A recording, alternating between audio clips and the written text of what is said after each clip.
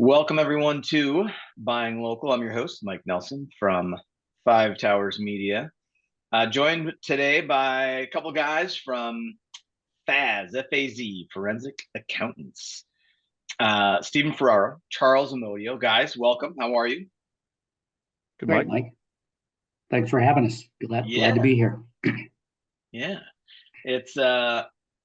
It's an interesting world that you guys operate in. I mean, obviously, I'm pretty familiar with what you do. We work together, and I've seen your webinars and your podcasts, and have become pretty knowledgeable, I feel, on the forensic accounting world, at least from an outsider's perspective. But I'm not sure that people that aren't really in the industry would know what forensic accountants do. So I want to have you guys kind of talk a little bit about what forensic accountants do, but before we do that, why don't we just we'll do Stephen first, and then we'll jump over to Charles. You guys just want to introduce yourselves and give us a little bit about your background and history? Sure, I'd be happy to kick it off. Mike, thanks. Steve Ferraro. I've been a CPA for a lot longer than I want to say at this point. Going over 40 years now. All my years have been in public accounting. First half of my career I spent working with closely held business owners, helping them run their business, helping them with taxes and financial statements. And about halfway through my career, I stumbled into the forensic accounting world, but kind of by mistake. Got a call from a claims adjuster friend that had an issue with a local automobile dealership that had a fire. Had all these financial statements and this claim for lost profits, and didn't know what to do with them. And we said, okay, well, we deal with financial statements all the time. We'll try to give you a hand and try to calculate, what would have happened but for the fire and what the lost profits might be. And before we knew it, we were doing forensic accounting before anybody was really talking about forensic accounting. And there was an interesting twist on the accounting work that I'd always done in the past, and it's much more subjective. It doesn't fit nice and neatly in a box like most of us accountants like things to do. So it's been fun and challenging, and that was back in the mid 90s, and it's kind of grown to, we've got this boutique forensic accounting firm, and we're up to 26 people now, and like the people that we're working with and like the kind of work that we're doing. And it's been a very interesting career. So that's kind of my background for the past 40 plus years in a nutshell. Yeah, how do you sum up 40 years, right, into a 2-minute statement? And it's interesting because you use the word boutique, and it's you guys are not a small company anymore. I mean, you've grown considerably the last couple of years, which is one of the reasons why we wanted to chat with you to kind of help other people in different industries understand what growing and scaling looks like and why we're doing the article. But it's boutique is a very humble word, I think, for your company. So it's interesting that you use that word, and yeah. So Charles, how about you? Tell us a little bit about your background as well. I know you've been working with Stephen for a little while here. Well, I've been in public accounting for far less years than Steve has. So rub it in, Charles. Oh, that's great. No, I've been working with Steve for about it'll be 26 years this June. So I've been in public accounting for about 26 years, and I started doing work I started doing some tax work, some audit work. I was like 50-50 between tax and audit work, the traditional accounting work, and some lost earnings work, which was considered some forensic accounting work. And after a couple of years doing that, Steve and I migrated to full time into the forensic accounting area. I gave up all of my accounting and tax assignments, which I was very happy to do, and focus full time on forensic accounting. So I've been pretty much full time in the forensic area for about 23 years, and I focus on lost profits for businesses and lost earnings for individuals. And the thing I like about the work that we do is, especially on the lost profit side, we dealt with a lot of businesses throughout the country. So we've seen a lot of different industries and I always make a lot of jokes about the farms that I've been on, egg farm, duck farms, and some of the really interesting people I've met over the years, and uh, different facilities I've been at, and it's been a really interesting ride over the last 25 years or so. It's interesting too, of how much farm work you end up doing, Charles. I know that we've had that conversation a couple of times, and it's not like I think about it and knowing what you guys do. I think you might have been like on a farm, but it's not just a farm. I mean, it's like multiple, like not a uncommon place for you to be spending your time. Yeah, it's obviously now it's most cases that we work on, you're dealing with emails and phone, and you're not visiting the location as much, especially now with the bird flu and things like Yeah, that. And I remember a few years ago visiting a farm, and this was probably maybe like 5 or 6 years ago, and there was a bird flu going on, and I had to sign a waiver before I went in, and I had to put on special clothing and things like that before I went on the farm. And but a lot of that's, you're not doing those site visits as much anymore. But I've been on quite a few farms, and I know yeah. you live on a farm, so I Well, know I you mean, live. it's Yeah. yeah, it's pretty close to home for me. It Yeah. tugs at the old heartstrings. And I'm just curious. I'd be crazy not to ask. Have you guys been involved in any like the? There's been a lot of farm losses the last couple of years, fires, and then or like the things with mass cullings for avian flu. Have you guys gotten pulled into any of that kind of work at all? That you're allowed to Uh, talk about anyway? Yeah, a couple here and there. Yeah, Yeah, yeah. We've gotten involved a few fires with some dairy farms. yeah, So we've gotten a few of those, and a few chicken farms. So egg producing farms, I should say. yeah. Yeah. So we've gotten involved with a few of those. Yeah, it's crazy how I Yeah, feel like every time we turn around, we're hearing about either a farm catching fire and burning, and not small farms, large farms with Yeah. huge, huge losses. That's Yeah, I just mean, we've dealt with a lot of large herd farms, which are typically like more than 600 cows, and we've dealt with a few of those claims over the years, and those are, I love working on farm claims. I grew up in upstate New York, but really was not much into farming, but I've obviously gotten an opportunity to understand the farming industry over the years, and yeah. love the record keeping that the farmers maintain. They have meticulous records, and make our job a lot easier when we're evaluating these claims for lost income. So I really enjoy working on those types of claims.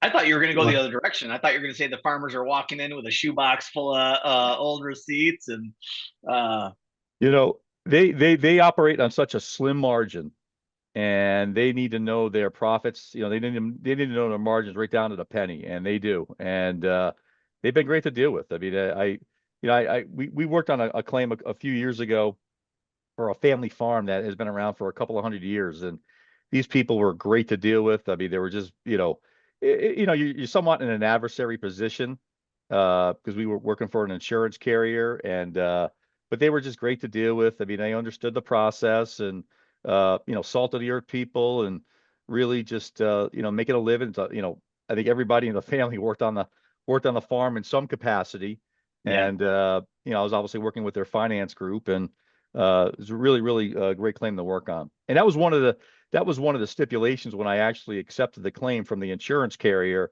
is that I had to do at least one site visit, and make the trip out to their farm and meet with the owners and their finance group. Hmm. but Charlie, It's you're definitely our farm guy. I Yeah. think I've only had one farm claim. This is a while ago. I had a stray voltage case. Walmart was putting in a facility, and somehow the lines got crossed, and the cows were all impacted by this stray voltage that shot through the farm. Oh my god. And so the milk production went down to like zero. And this case ended up going to trial, and it was up in Ogdensburg, New York. And I remember the expert on the other side grew up on a farm. And when I was being cross-examined, the attorney was trying to grill me about the fact that I didn't grow up on a farm. So how could I possibly know anything about farms? And I said, well, it's really not about the farm as much as it is about the numbers. But it was interesting. He just kept at you. Well, you didn't grow up on a farm, did you? My guy grew up on a farm, but I said, I'm sorry, I can't help you there. Our expert grew up on a farm. That's great. And it's interesting because I actually, Steve, I think that was the first farm claim or case I actually worked on was that particular case. Was that the first one? Yeah. Yeah. Yeah. Well, and our attorney won that case too. So that was so it turns out it didn't matter, right? That you had grown up on a farm. Now you guys, I want to say help people understand how forensic accountants work, but I know like for you, you work in like three main areas, right? You've got your litigation, you've got your loss claims, and you've got your business valuations, right? Am I missing anything? Yeah. I mean, I put them in three buckets, like investigation and economic damages, which are the loss claims, would be one bucket, valuation another, and then we kind of put insurance loss accounting, working for insurance companies, into its own little bucket. Into its own bucket. Yeah. So 75% of our work may be with attorneys, and then 25 is probably with insurance companies. So when you guys are approaching a case, what does it look like for you to go into those and to kind of, I mean, obviously forensic means investigative work, right? Like you're trying to glean something out of this information. What does that look like for you guys when you go in to do that? Well, it's a lot of financial information, right? So it's going through a lot of information, trying to understand the story. What are the allegations that are being made in the case both ways. Sometimes there's cross claims. So understand the allegations, understanding what the allegations are for your side, and trying to paint a picture that can help your side. First, you'd like to try to see if they can settle the claim, and what's the best way to go about reviewing the information and presenting it in a way that will be helpful towards settlement. Because it's very costly to go to trial. So we'd like to avoid that if we could. But it's just digging into the numbers and helping our side tell a story from the numbers would be one way to describe it. And Charlie, I'm sure you can add more to that. Yeah, I think, on a lot of the insurance claims that we work on is trying to that initial interview with the policyholder, with the insured, trying to get background on what the business is all about, how they generate income, how they record their income and their expenses, and just getting a really good background on the business, and then, from there we're able to, tailor our financial requests and our requests for information more efficiently, and, get the information that we're really looking for to try to, help evaluate the claim. And, and then, at that point, start getting behind the numbers and, putting together our calculations and our analysis. Yeah, some of our work is very structured in nature, like the insurance loss claims, the calculations are very structured. Business valuations are pretty structured. The forensic investigative work, not so much, because there's a lot of allegations being made both ways. You don't know what's really accurate from an allegation standpoint or not. So we try to do that work a little bit more in phases. We'll do like phase one.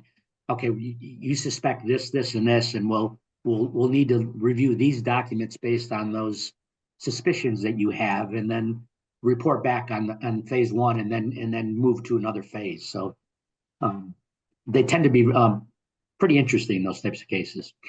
I was gonna say it sounds interesting. It's like a murder mystery, but with finances, right? Yeah. And I know you guys have worked on some pretty crazy cases, just because we've talked about them. What do you guys think the craziest case that you've ever been working on was? Craziest case I've ever been involved in, it actually ended up being a Netflix miniseries. That's right, yeah. This was about a company in Gramercy Park in New York City, Pure Food and Wine. It was a vegan restaurant, and this woman had been running the restaurant, and her husband had a gambling problem. and she was funneling money away from the restaurant to help fund his gambling problem. And she ended up not making payroll, and a lot of financial issues came up. So we were hired to be the receiver for this company and to determine what actually went wrong. And we were able to trace funds going to casinos, ATMs Wow. at casinos, a lot of money going out. And when it became apparent that they were going to get caught and you have to pay a price, they went on the run. So this woman was, again, very healthy vegan eater, and they're on the run. They're on the lam. They ended up getting. There was a tip from a Domino's pizza delivery guy that in Tennessee, and that's how they ended up finding her. She was on the cover of New York Post, a before and after picture. And so this woman that's, professing healthy eating and a Domino pizza delivery guy brought her down. And she blamed the pizza on her husband. Oh yeah, Yeah. that's amazing. Brought down by a Domino's pizza delivery guy. That's crazy. Yeah, that's and I'm sure some of our listeners have watched that series. Wait, what is it? The heck's the name of that series? The Bad Vegan. Birdie Man. Bad Bad Vegan. Vegan. Bad Yeah, Vegan, right? Vegan. Right, Bad That's Vegan, right. right? Yeah, she was called the Bernie Madoff Vegan or something. Yeah, like that. yeah. When you guys first told me that story, I still couldn't believe it. I was like, wow. I'm like, I literally I think I just gotten finished watching that series when I first heard that from you guys. I'm like, really? Like, I just watched that series. That is crazy. What a crazy Unfortunately, story. they never named the forensic accounts. No, No. You guys are the heroes behind the curtain, right? Right. That's So listen, I want to transition. One of the reasons why we wanted to get you on the podcast and why we're doing the articles, just because even just in the 3 years that we've been working together, you guys have seen substantial growth as an organization. And I think that there is a lot of lessons to be learned for other companies that can see what you've done and how you've accomplished it and your approach. So if you guys don't mind, let's switch over to kind of some of that growth talk, if you don't mind. So I know I sent you some questions that I think my listeners and readers would be interested in hearing. And so the first one is, when you're looking at growth businesses, often talk about how external growth, they talk about growth through sales and marketing, or internal growth through processes and structure. Do you guys think that one of those, whether it's external growth through sales and marketing or internal growth through structure and process, do you think one of those has been more important than the other, or both, or what are your thoughts on that? Personally, I think they're both incredibly important. I don't think you can have one without the other. I think they play off of each other over time. It depends on how you like to approach it. Some people like to get their processes in place first and then start on the sales and marketing. I prefer the other way around. I like to do the sales and marketing and then figure out how we're going to handle it. But if you ignore the processes, then you're not going to be able to have sustainable growth unless you can start bringing in the business and doing the work and doing a good job. But you need to have those processes in place to make sure that you can manage the work and the throughput. And I think you're constantly working on both sides of that equation as you're growing. Yeah, like a teeter-totter almost, right? Yes, Yeah, that's I feel that, Stephen. I feel that, man. Yeah. You grow so quick, and now my processes are falling behind. So now I need to. And we're kind of feeling that a little bit in this stage of we've had some very significant growth, and now we're trying to catch up on the process side to be able to handle that growth. Do you think? And I don't know if this is true for everybody or not, but do you feel that you create processes to handle the growth that you've had, but then you continue to grow and those processes become like they don't work anymore? They become outdated. Like, do you see that? Or is it more just like we're going to push to get here, and then we're going to backfill those processes based on that? I think that's how we've treated it. That we'll push and get the big sales and marketing business development effort, and then we'll figure out how we're going to get it all done. Yeah. And then we find ourselves scrambling a little bit because the processes are so important. But I think once you get a process, you got processes for different service areas. So we're working in tandem to try to get all of those up and running. And it's a challenge. I like the the seesaw teeter-totter analogy. Yeah. It's, it makes a lot of sense. Well, it's when you were saying that, I was like, yeah, I'm like that, because that's how we feel as a company. We're obviously much smaller, but that's what we're feeling, that teeter totter. We really pushed over here for that sales and marketing, and now we're like, oh, we got to go back for processes, and then keep going back and forth. But Yeah, and as you scale your business, you hit a roadblock, and you need to just keep persevering to bust through it, and then you start to grow. And like right now, we have a director of operations. We've never had a director of operations before. That's made a huge difference. We couldn't afford to have a director of operations, 4 years ago, 5 years ago. Yep. So you hit milestones within your business that help you to achieve additional growth. Yeah. Charles, you want to jump in and add anything to that?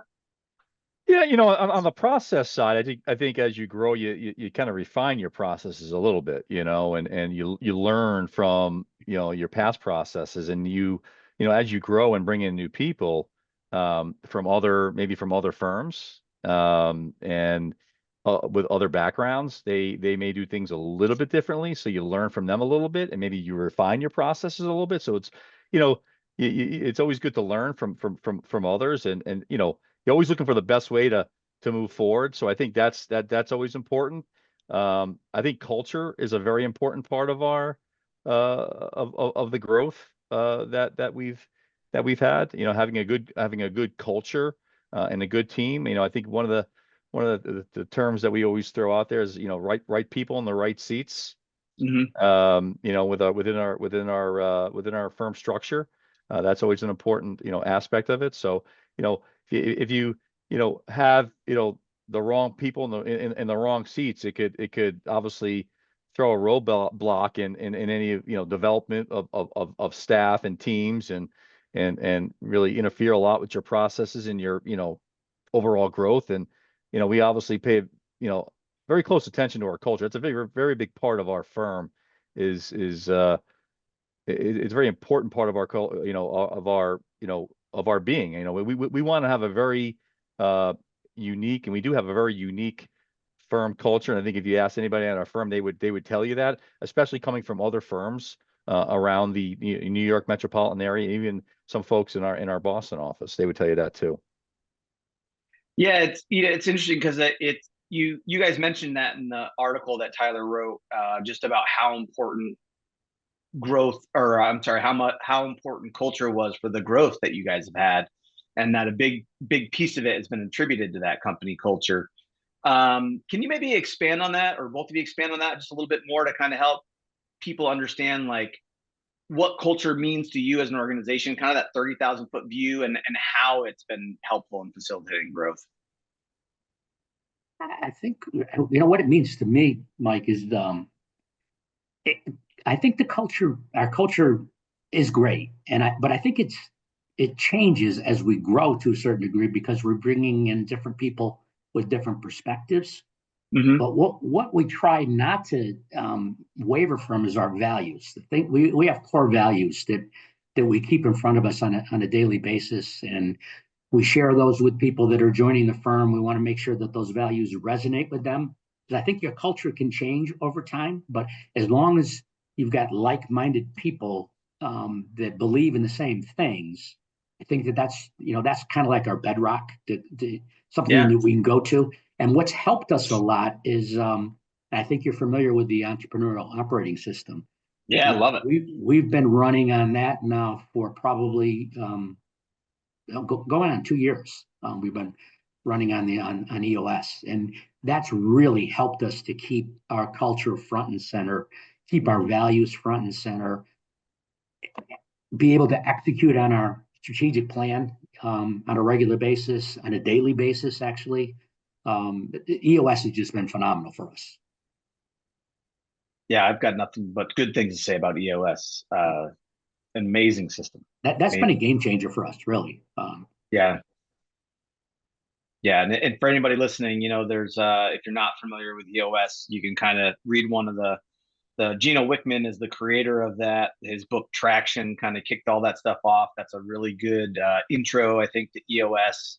And then he's got a few other books now. Was it Rocket Fuel? Rocket Fuel. Yeah. Yeah, Yeah. yeah, and they're and just really, I don't want to say easy, but they're simple to read or to listen to on audiobook because they do such a great job of telling a story that helps you understand what EOS is and how it gets implemented into business. And yeah, I've been exposed to EOS with a couple of different companies now over the years, and we've been trying to self-implement here for the last year, and it's just an amazing system. It's can't speak enough about it. So Yeah, our meetings are run so much more efficiently now yeah, because of EOS. yeah, I bet.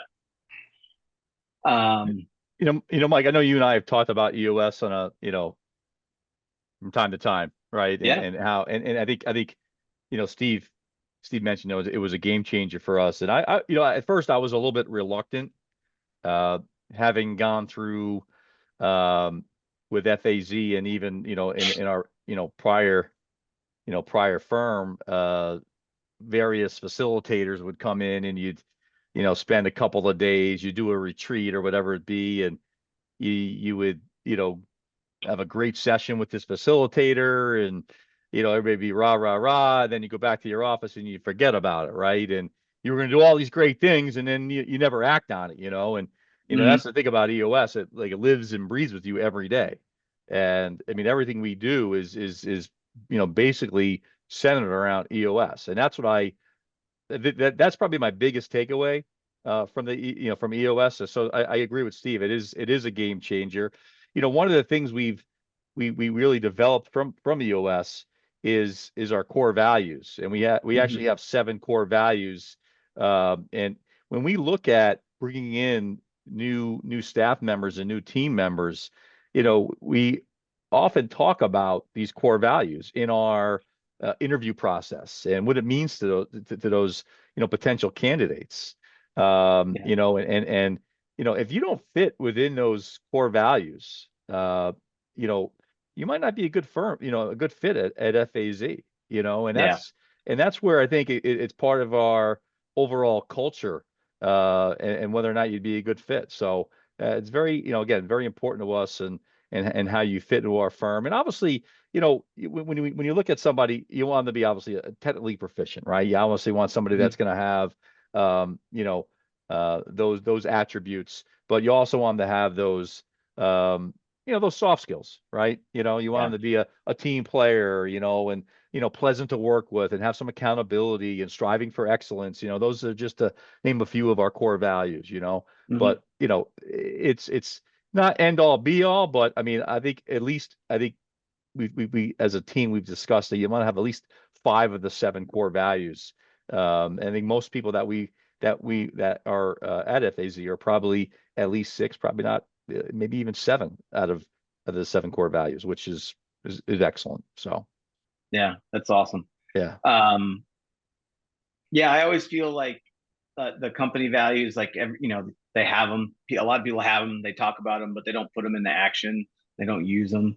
And that's really where it falls short, right? Is if you're not Yeah. if they're just words on the paper that don't get put in action or aren't used in any way, like what's the point of having them? But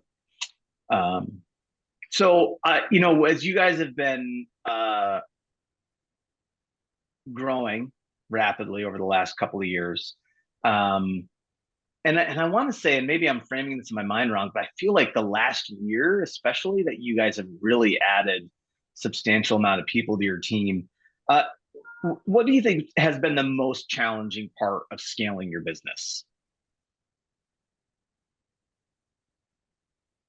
I think for me, I think the most challenging part is what we talked about a little while ago, making sure that we've got the processes and systems in Mhm. place to handle that growth, and continually refining those processes. That's been a challenge because when you're growing so rapidly, if you don't have those things documented the way you should, it's harder to onboard somebody that is coming in Yep. fresh, especially somebody that's been used to doing things a certain way in another environment.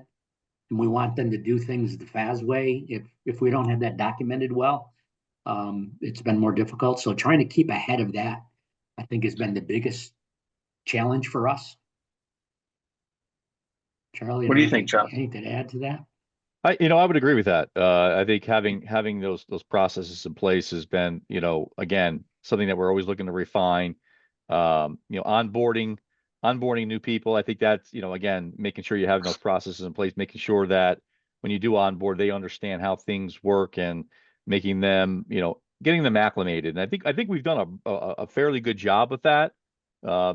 Hence, I think that's, why we've had some really good success over the last couple of years, onboarding a lot of new folks. I know that I've been very involved in a lot of that, a lot of that part of the process, and I enjoy that, being part of that process. But again, I think it goes all back to core values, culture, people, right? Bringing in the right people, and process, people and process. And I think that's a huge thing at our firm.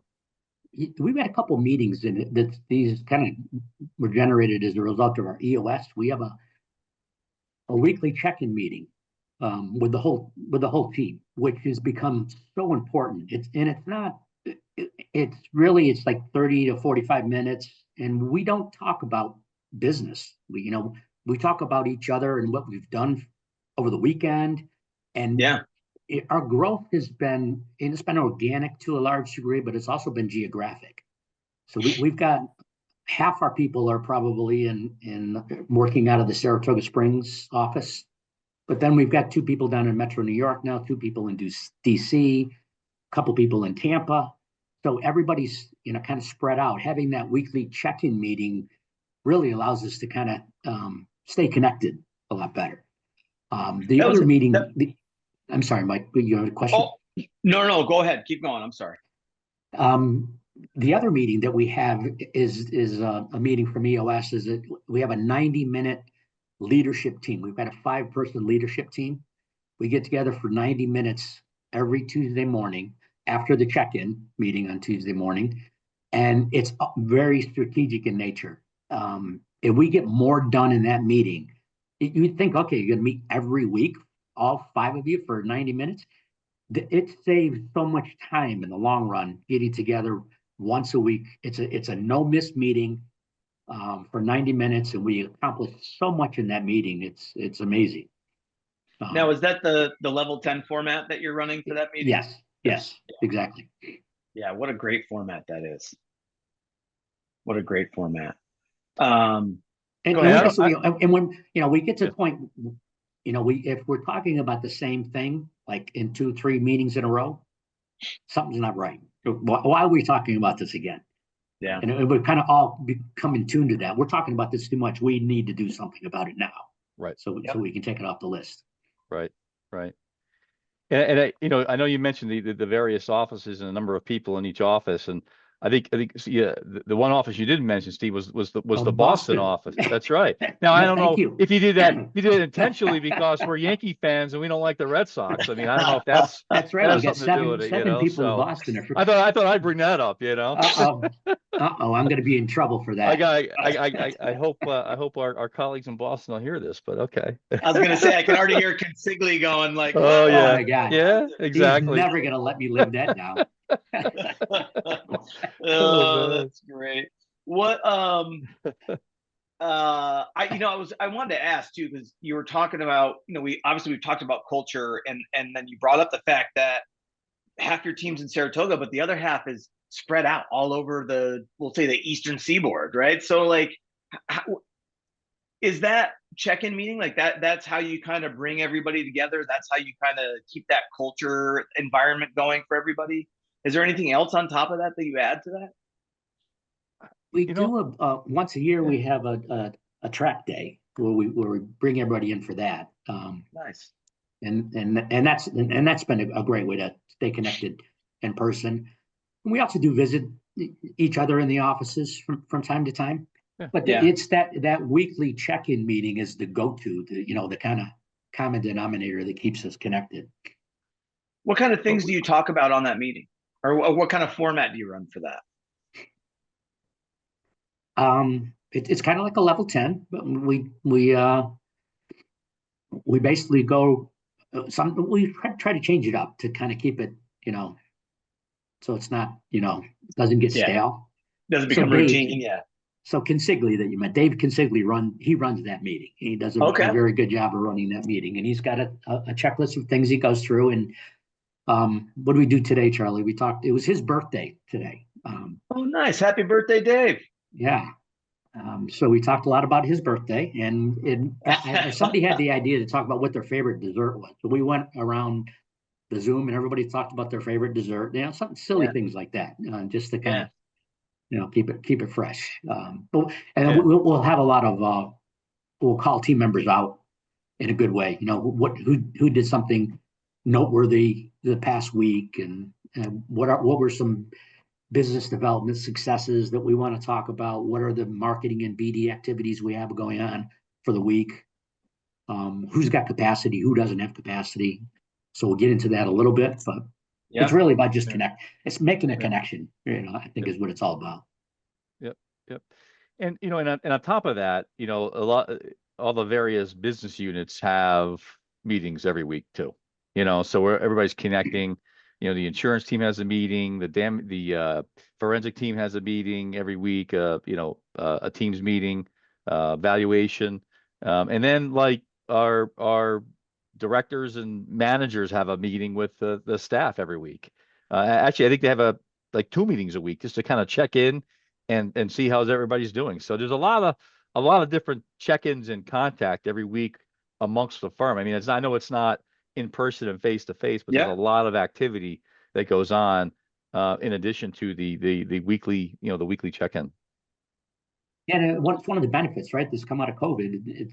It's so easy and seamless to get on a Zoom or a Teams meeting now, any kind of video meeting that, I don't know, that for 90% of my career, that never even existed. It's amazing. Yeah, it's the technology that's available. I mean, we've been overhauling everything that we do because of the technology that exists, whether it's Otter AI that's on the call with us right now, that's going to transcribe this for me so we can take text out to use for the article, or the Zoom platform that we're on, or it's amazing all the things that are out there that we can use and find new ways to use them. You guys, you kind of, I think you've already answered this question, but I'm going to ask it again anyway.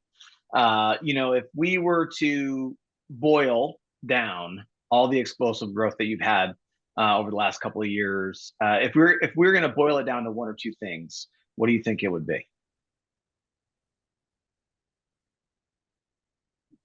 One or two things. I would say like-minded people at the leadership level, and EOS would be my 2 things. Okay, that's powerful. Charles, how about you? I think I would agree with Steve on both of those points to 100%.